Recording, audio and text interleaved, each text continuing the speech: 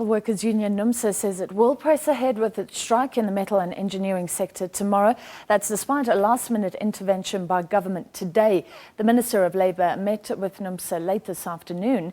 Cabinet vowed last week to do everything in its power to prevent the strike from going ahead.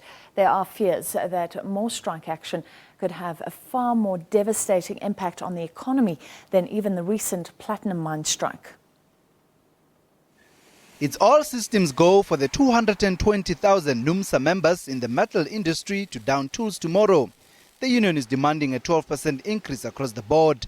It's rejected the employer's offer of between 7 and 8%. NUMSA says not even the late intervention by government today was going to stop tomorrow's strike. I think the intention are very clear. They want to help parties to have solutions. We have no problems with that, but as you would know, we'll be on a strike tomorrow, which is an indefinite strike, until such time we can have employers presenting to us an offer that can settle the strike. Economists say more than 10,000 manufacturing companies could be impacted by the strike. They warn that the impact could be far more devastating than the recent platinum mine strike. The 5-month strike led to a 0.6% contraction in economic growth for the first quarter. The platinum strike had a lot of inventories. So throughout that strike, there were actually enough inventories to continue exports. The problem with metals manufacturing, it's a just-in-time process. You don't have very high stockpiles in those sectors. So as a result of this, if production goes down for 2 weeks, for 3 weeks, exports will feel the negative impact very quickly. There are increasing calls for strong, proactive leadership from Labour, business and government to reverse the negative sentiment that strikes are sending to the international world.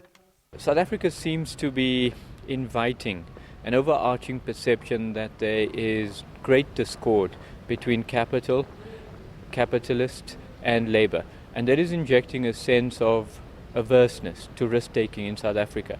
We may pay for these tensions beyond just the strike activity, but a more longer-term reluctance by capital to invest in South Africa. NUMSA will hold marches across 6 major cities to press for their demands. Later in the day, it will meet the Steel and Engineering Industries Federation of South Africa, the largest employer body in the sector. A glimmer of hope that parties can avert a prolonged strike. Luda Matlogelwa, SABC News, Johannesburg. Eastern Cape motor manufacturers are bracing themselves for the labour action. The province is home to, among others, General Motors, Volkswagen and Mercedes-Benz. GM says the supply of components to the production line could be compromised. VW declined to comment, saying it would monitor the strike daily. Mercedes-Benz says it doesn't anticipate an immediate effect. I'm extremely concerned that we had strikes last year, lasting about 7 weeks. We've just come out of 5 months of national strike at the mine level, and that had an impact on our catalytic converter industry in this area as well.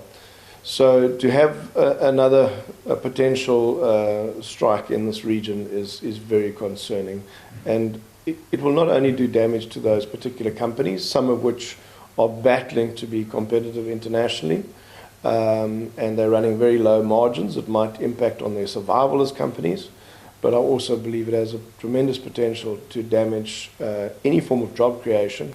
Workers believe the gap can be bridged. That's why we call upon bosses to consider the demands that have been tabled before them, which are reasonable demands that speaks about better conditions of workers on the ground. Our strike, probably we can resolve because we received the call that says let us have the bilaterals by Wednesday.